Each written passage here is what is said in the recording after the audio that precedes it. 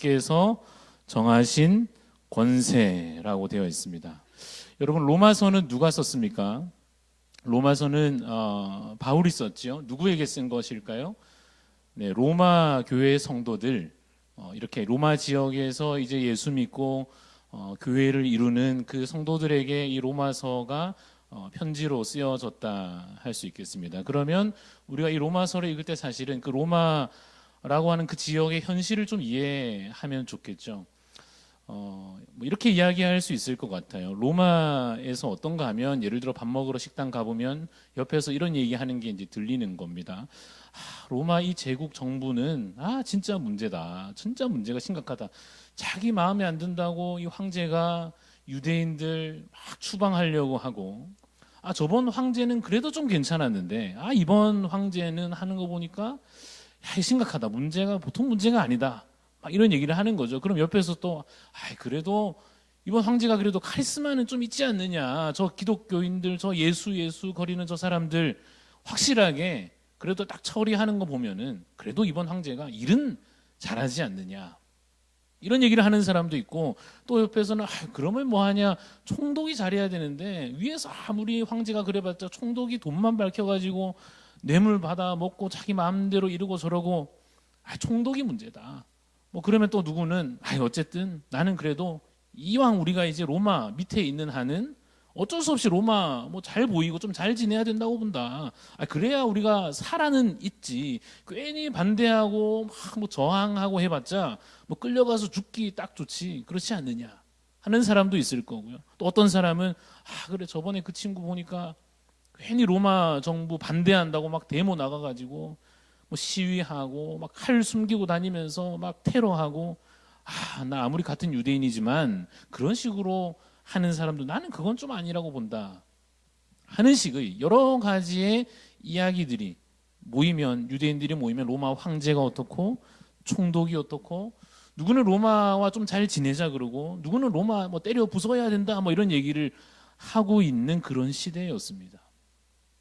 그런데 그 와중에 여러분, 그리스도인들은 로마 정부에 대하여 어떠한 관점과 태도를 가져야 했을까 하는 겁니다. 그런 의미에서 여러분, 당시 기독교인들의 상황을 좀 더 같이 연관해서 보자면 이렇습니다. 당시에 이 로마 권력자들의 입장에서 기독교인이라고 하면 굉장히 불편한 존재였습니다. 그들이 볼 때 이 기독교 집단, 예수 믿는다고 모여있는 이들을 보면은 무슨 이상한 사이비 우리가 지금 생각하기에 말이죠. 우리가 보는 그러한 집단들처럼 그들의 눈에는 기독교인들이 보였을 거라는 생각이 듭니다. 보면 매주 모여가지고 뭘 하고 그러는데, 저 사람들 저렇게 모이다가 괜히 힘이, 세력이 커져가지고 무슨 반역이라도 일어나고 이러면 어떡하나. 그래서 정치적인 뭐 선동이다 이래가지고 예수를 벌써 십자가에 못 박아 죽였는데, 그러면 이제 끝날 줄 알았는데 끝나기는커녕 뭐 3일 만에 살아났다 그러고, 또 그걸 사람들이 믿고, 또 여기저기 더 많은 사람들이 이전보다 모여들고, 뭐 가만히 놔뒀다가는 굉장히 피곤한 상황이 정치적으로 생기겠구나 하는 생각이 이제 로마의 권력자들 입장에서 드는 거죠. 그래서 기독교는 기본적으로 로마 시대의 탄압의 대상이었습니다. 로마 입장에서는 계속해서 밟아줘야 되는, 계속 그 세력이 절대 커지지 못하게 계속 핍박해야 하는 그런 존재로 여겨졌습니다. 그러니까 그 현실 속에서 핍박을 당하고 있는 기독교인들의 입장에서 이 로마와 관련된 모든 것들이 어떻게 느껴지겠습니까? 뭐 로마 황제나 무슨 총독이나 그 정책이나 그 권력에 대하여서 어떤 마음이 들겠습니까? 없어져야 할 저 악한, 저 나쁜, 하나님께서 어서 저들을 심판하여 무너뜨리시기를 바라는 그러한 존재, 로마에 대해서, 총독에 대해서, 황제에 대하여, 그들의 정치에 대하여 그런 마음이 들지 않았겠습니까? 그런데 오늘 본문을 우리가 함께 읽었습니다만, 로마서 13장에 보니까 바울이 로마 교회 성도들에게 그러한 정치 권력자들에 대해서 어떻게 하라 하는지 우리가 함께 읽었는데, 1절을 한번 보시면 이렇게 되어 있죠. 각 사람은 위에 있는 권세들에게 뭐하라 하십니까? 복종하라.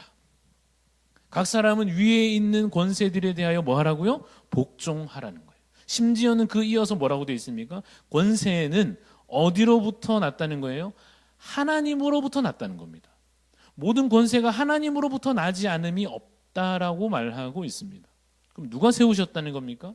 황제를, 총독을 누가 세우셨다는 겁니까? 하나님께서 세우셨다는 말이에요. 그래서 이어서 1절에 계속해서 이렇게 돼 있죠. 모든 권세는 다 하나님께서 정하신 것이다. 여러분, 진짜 모든 권세자들을 하나님께서 세우신 것입니까? 그럼 모든 세상의 왕들이나 무슨 황제나 그 역사적으로 그 모든 사람들 다 하나님께서 세우셨다는 말입니까? 이스라엘 왕이라든지 유다의 왕이라 그러면 하나님께서 세우신 것이 맞는 것 같은데, 그럼 이방 나라의 왕들도 다 하나님께서 직접 이렇게 정해가지고 세우신 것이 맞습니까? 맞죠. 그렇습니다. 애굽 왕의 바로라고 하는 그 이집트의 파라오도 마찬가지 하나님께서 세워서 그 자리에 두신 것입니다. 바벨론 왕 느부갓네살 왕도 마찬가지입니다. 그가 유다를 멸망시키고 하나님의 백성들을 괴롭게 하였는데 그거 하게 하신 분이 누군가 하면 여호와 하나님께서 그를 그 자리에 두셨고 그러한 일들을 행하게 하신 거예요. 그래서 잠언에 보면 이런 말씀이 있습니다. 나로 말미암아 왕들이 치리하며, 하나님께서 말씀하시기를 나로 말미암아 왕들이 다스리는 것이다. 방백들이 공의를 세우며 나로 말미암아 각 이 지도자들이 그 일들을 행하는 것이다. 이어서 이런 말씀이 있어요. 나로 말미암아 재상과 존귀한 자 곧 모든 의로운 재판관들이 다스리느니라. 다시 말해서 하나님께서 이렇게 말씀하시는 겁니다. 하나님으로 말미암아 그 왕들이 세워졌고 재판장도 세워졌고 지도자들이 서 있다는 것입니다. 마찬가지로 그러니까 로마 제국의 그 권력자들도 누가 세우셨습니까? 하나님께서 세우셨다는 말이에요. 그러니까 다 하나님의 뜻 안에 있으니 어떻게 해야 된다는 말입니까? 그 위에 있는 권세에 대하여 복종하라 하시는 것입니다. 여러분, 이것을 우리가 아멘으로 받고 순종하려고 하면 한 가지 필요한 게 있을 겁니다. 그게 뭔가 하면 신뢰하는 겁니다. 뭘 신뢰하느냐? 하나님은 절대로 실수하지 않으신다. 맞습니까? 여러분, 그것을 정말로 믿고 고백하십니까? 하나님은 절대로 무언가를 결정하시고 무언가를 선택하시고 하실 때 결코 실수하지 않으신다라고 하는 신뢰가 필요한 것입니다. 왜냐하면 내가 보기에는 저 왕이 지금까지 저렇게 서 있는 것 실수인 것 같은데, 저 권력자가 지금 이렇게 나라를 어지럽히고 악한 길로 이끌어가고 백성들을 괴롭히고, 그런데 저런 사람을 황제로 총독으로 두시다니 하나님 이거 실수 아닙니까? 이거 뭔가 잘못된 거 아닙니까? 하는 마음이 드는 그 현실 속에서도 그래도 하나님은 결코 뭐 하지 않으신다고요? 실수하지 않으신다는 것을 믿는 신뢰가 필요한 거예요. 그래야 이 말씀대로 권세 앞에 복종할 수 있을 것입니다. 이제 4절을 봅시다. 4절 같이 한번 읽어보시겠습니까? 같이 한번 읽어보겠습니다. 시작. 그는 하나님의 사역자가 되어 내게 선을 베푸는 자니라. 그러나 내가 악을 행하거든 두려워하라. 그가 공연히 칼을 가지지 아니하였으니 곧 하나님의 사역자가 되어 악을 행하는 자에게 진노하심을 따라 보응하는 자니라. 이 4절이 무슨 말인가 하면 하나님께서 그 권력자들한테 칼을 쥐어주셨다 이 말입니다. 그들이 칼을 가졌다는 것은 비유적인 표현이고 뭘 가진 겁니까? 권력을 가진 겁니다. 하나님께서 그들에게 권력을 주셨다는 뜻이에요. 왜 주셨을까요? 4절에 읽은 대로 악을 벌하라고 주신 것입니다.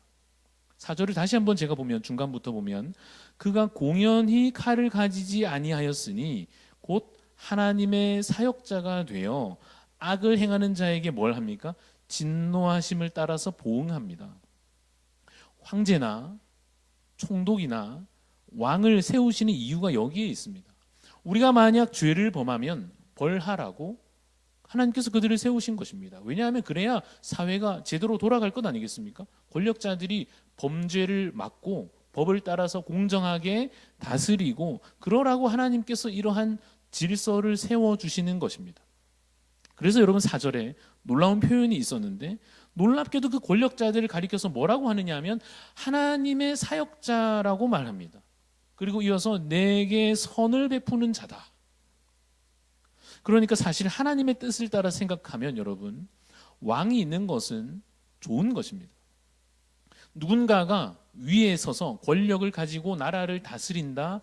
사실 이것은 좋은 것입니다. 하나님은 사실 이와 같은 그 질서를 아름답게 우리 가운데 마련하여 주신 것입니다. 그런데 여러분, 우리 본성으로 우리의 마음으로 생각하면 어떤가 하면 그냥 다 평등한 게 좋지 않습니까? 우리가 낮은 위치에 혹시 있어서 그런지는 모르겠지만 그냥 사람 위에 사람 없고 이런 게 더 좋지 않습니까? 괜히 누가 더 높아서 교만해지고 낮아서 뭐 괴롭힘 당하고 이런 게 다 없이 그냥 모두가 동일하게 평등한 게 혹시 더 좋을 것 같지 않습니까? 근데 하지만 하나님께서 사람을 높여 권력자로 삼으시고 그 권력으로 많은 사람들에게 선을 베풀게 하신다는 사실입니다. 여러분, 하나님께서 모세를 세우셨잖아요. 모세를 일부러 부르셔가지고 그 백성의 지도자로 삼으시지 않습니까? 왜 하나님께서 모세를 굳이 부르셔서 지도자로 그를 높이십니까? 애굽에서 고통받는 그 백성들에게 선을 베풀게 하시는 것입니다. 모세 다음이 누구죠? 여호수아를 하나님께서, 모세가 죽고 나서 그 여호수아를 또 지도자로 다시 세우시고 특별히 그 전쟁을 이끄는 대장으로 삼으시는 이유가 뭡니까? 그냥 다 똑같은 게 좋지 않습니까? 그런데 왜 하나님께서 여호수아를 높이십니까? 그 백성들에게 선을 베푸시기 위함인 것입니다. 여호수아 다음은 누구죠? 여호수아 다음에 사사시대가 이어져서 참 그 영적으로나 정치적으로나 이 주변 나라들과의 관계에 있어서나 참 힘든 그 시기에 하나님께서 사사들을 때를 따라 세우셔서 그들을 높이셔서 재판하게 하시고 전쟁을 이끌게 하시는 것. 왜 그렇게 하시죠? 백성들을 위한 것입니다. 백성들에게 선을 베풀게 하시는 거예요. 그러니까 한 나라에 왕이 있고 권력을 가진 자가 있다는 것은 사실은 선하신 주의 뜻 안에 있는 것입니다.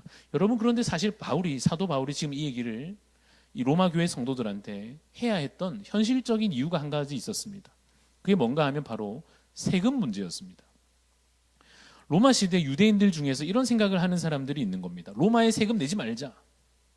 로마는 이제 계속 세금을 거두려고 하는데 우리 그 세금 내지 말고 우리 버티자 하는 사람들이 있는 거예요. 왜냐하면 로마가 너무 악하니까, 황제가 하는 일들이 도저히 너무 악하니까 세금을 내는 것도 동조하는 것이다, 이렇게 하면서 반대하는 사람들이 있었습니다. 예수님께도 그래서 질문이 들어왔었지요. 가이사에게 세금을 바치는 것이 옳습니까? 사실 이건 예수님을 좀 넘어뜨리려고 이 바리새인과 헤롯 당원들이 예수님을 공경에 빠뜨리려고 한 질문입니다만은 분명 그것이 그 당시에 중요한 정치적인 이슈였습니다. 곤란한 질문이죠. 근데 예수님께서 그 질문에 대해서 뭐라고 답하셨는가 하면 가이사의 것은 가이사에게, 하나님의 것은 하나님께, 이렇게 지혜로운 답을 하셨던 기억이 나시죠. 오늘 본문에서도 로마서 13장 6절 7절에도 바울이 그래서 이 세금 문제를 언급합니다. 6절 7절을 한번 읽어보겠습니다. 제가 읽어보겠습니다. 6절 말씀에 너희가 조세를 바치는 것도 이로 말미암음이라. 그들이 하나님의 일꾼이 되어 바로 이 일에 항상 힘쓰느니라. 7절에 모든 자에게 줄 것을 주되 조세를 받을 자에게 조세를 바치고 관세를 받을 자에게 관세를 바치고 두려워할 자를 두려워하며 존경할 자를 존경하라. 그럼 여러분, 세금을 어떻게 하라는 겁니까? 내라는 거죠. 기본적으로 내라는 거예요. 사회 속에서 이 사회 시민으로 살아가는 그 질서 가운데 기본적인 의무를 다 하라는 것입니다. 성실하게 그것을 이행하라는 겁니다. 기독교인으로서 이렇게 하지 말라는 겁니다. 예를 들면 이 세상이 악하니까 다 때려 부수자 한다든지, 권력자들이 다 악한 것 같으니 다 반대하자, 그러지 말라 하는 것입니다. 왜요? 기본적으로는, 기본 원리로는 하나님께서 이 질서를 세우신 것이기에 순종하라는 것입니다. 하나님의 선한 의도가, 하나님의 선하신 뜻이 그 안에 담겨져 있기 때문에 그렇습니다. 이제 5절 말씀을, 13장 5절 말씀을 읽어볼 텐데요. 5절 보시면 그러므로 복종하지 아니할 수 없으니 진노 때문에 하지 말고 뭐 때문에 하라고요? 양심을 따라서 할 것이라. 여기 포인트가 어디에 있을까요? 양심을 따라 하라는 거죠. 우리가 말씀에 순종한다 할 때 설교 말씀을 듣거나 큐티를 하면서나 이 말씀 내게 주신 말씀이구나, 내가 순종해야지 할 때에 여러분, 그 순종에 있어서 행동도 중요하지만 행동보다 더 중요한 것이 뭡니까? 마음의 중심이에요. 마음에 품는 그 속 깊은 마음 자체가 더 중요합니다. 양심을 따라 행하라 하시는 것입니다. 마음까지도 다 드리라는 것입니다. 벌 받을까 봐 하지 말고 괜히 내가 이거 어기면 안 되니까 억지로, 그런 마음으로 하지 말고 권세에 대하여 순종하고 복종하는 데 있어서 마음을 다해 진정으로 하라 하시는 것입니다. 그냥 행동만, 여러분 행동만 할 것 같으면 바리새인과 다를 게 뭐가 있겠습니까? 그래서 이러한 이 말씀과 관련해서 마태복음 5장에 있는 이 말씀이 떠오릅니다. 제가 읽어드리면, 나는 너희에게 이르노니 너희 원수를 사랑하며 너희를 박해하는 자를 위하여 뭐하라 하시죠? 기도하라. 원수를 사랑하고 너희를 괴롭게 하는 자를 위해서 오히려 기도하라. 여러분, 기도하려고 하면 마음이 없이 됩니까? 나랑 관계가 좀 안 좋긴 한데, 저 사람이 하는 게 내 마음에 들지 않긴 한데, 그 사람을 위해서 기도를 하려고 들면 마음이 없으면 한마디도 나오지 않겠죠. 이것을, 이 기도하고 사랑하고 마음으로 그렇게 진심을 다하여 대하는 것을 이 악을 행하는 저 권세자들을 향하여서도 실천하라 하는 것입니다. 저들이 비록 악하지만 예수님 말씀대로, 예수님께서는 저들 악한지 모르고 하시는 말씀이 아니니까, 저들이 비록 악한 일을 행하지만 예수님 말씀대로 원수를 사랑하고 박해하는 자를 위하여 기도하는 그 순종하되 양심을 따라 마음을 다해 행하는 그 신앙의 경지에까지 우리가 다 같이 이룰 수 있기를 간절히 바라는 것입니다. 사실 여러분, 오늘 이 말씀을 이 주일 오후 시간에 나누는 이유가 하나 있습니다. 내일이 5월 8일이라서 그렇습니다. 5월 8일 무슨 날이죠? 어버이날이죠. 오늘 우리 어린이 주일로, 또 다음 주에 아마 어버이 주일로 하겠습니다만, 당장 내일이 어버이날이라 이 말씀으로 우리가 서로 좀 권면하고자 합니다. 권세에 복종하라 하는 이 말씀은 고스란히 내 부모에게 순종하라 하는 말씀과도 연결됩니다. 그래서 오늘 본문에서 발견한 이 세 가지 정도의 주요한 교훈을 부모님께 순종함에 있어서도 한번 적용을 해보려고 합니다. 여러분, 우리가 부모님께 온전히 순종하려고 해도요, 동일하게 이 세 가지가 필요할 거예요. 첫 번째가 뭐였는가 하면 하나님을 신뢰하는 것입니다. 내가 태어난 가정, 내가 만난 부모님, 하나님께서 정하신 것입니다. 결코 이것이 우연도 아니고 아무 뜻 없이 일어난 일이 아니고 실수도 아닙니다. 하나님께서 깜빡하시고 그런 것이 결코 아닙니다. 하나님께서 그 가정에 태어나게 하시고 부모와 자녀가 만나게 하신 것입니다. 하나님께서 정하신 뜻입니다. 하나님은 결코 실수하지 않으심을 믿으시기 바랍니다. 하나님께서 그 부모와 자녀가 주 뜻 안에 만나게 하셨단 말이에요. 그러니 그 관계가 하나님의 크신 계획 안에, 그 섭리 안에 있음을 먼저 믿고 신뢰해야 할 것입니다. 두 번째로, 부모가 그 가정에 있는 그 이유가 선을 베푸는 자로 그 가정에 서 있음을 기억해야 합니다. 왕이 그렇듯이, 권세자가 그렇듯이 하나님께서 그러한 통치자를 두신 것은 그 백성들에게 선을 베풀게 하시는 것인 것처럼 마찬가지입니다. 부모도 자녀에게 선을 베푸는 자로서 세움을 받은 것입니다. 그러니까 가정의 질서가, 부모님이 계시고 그 아래 자녀들이 있는 이 아름다운 질서가 하나님의 뜻임을 인정할 수 있어야 합니다. 무조건 평등이 옳은 것이 결코 아닙니다. 자녀보다 부모가 더 큰 책임을 가지고 하나님께서 주신 권위로서 자녀를 가르치고 자녀를 지도하고 영적으로 이끌고 그들을 섬기는 것을 우리가 아름답게 여겨야 할 것입니다. 마지막 세 번째로, 양심을 따라 행하여야 한다 했지요. 억지로 할 것이 아니라, 그냥 두려워서 할 것이 아니라 양심을 따라 행하라, 마음을 다해 하라 했지요. 그렇게 해야 할 것입니다. 그냥 신용만 하는 것은, 그냥 눈치 보며 하는 것은 바리새인들이 하는 것입니다. 아직 부모님이 여러분 살아 계시다면 오늘 이 말씀에 대하여 마음을 다해 순종하실 수 있기를, 이 말씀을 아멘으로 받으시기를 간절히 소원합니다. 그리고 이 말씀을 부모님과 나라의 권세자들 뿐만 아니라 그 외의 모든 여러분들에게 있어서 질서상 만나게 되는 윗사람에게 동일한 원리로 하나님을 신뢰함으로 하나님께서 이들을 통하여 우리에게 선을 베푸시려 함임을 깨닫고 우리의 마음을 다해 순종하고 복종하는 그것을 행하여 보시기 바랍니다. 교회에서는 목사님께 혹은 여러 앞선 지도자들에게 또는 직장에서는 상사에게 하나님께서 세우신 모든 각 위치에 있는 그 사람들에게 하나님께서 그들을 정하여 두신 줄로 믿고 동일하게 오늘 말씀을 적용하여 순종하는 자가 되시기를 간절히 소원합니다.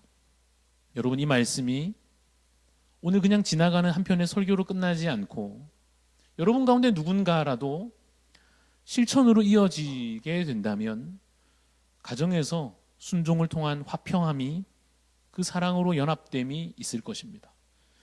누군가 여러분이 이 가운데에서 그렇게 정말 마음에 아멘 그렇습니다, 주님 내가 이것을 행하겠습니다 다짐하시고 내일 직장에 가서 이것을 행하시면 여러분의 그 순종의 열매로 복음의 향기가 흘러갈 것입니다.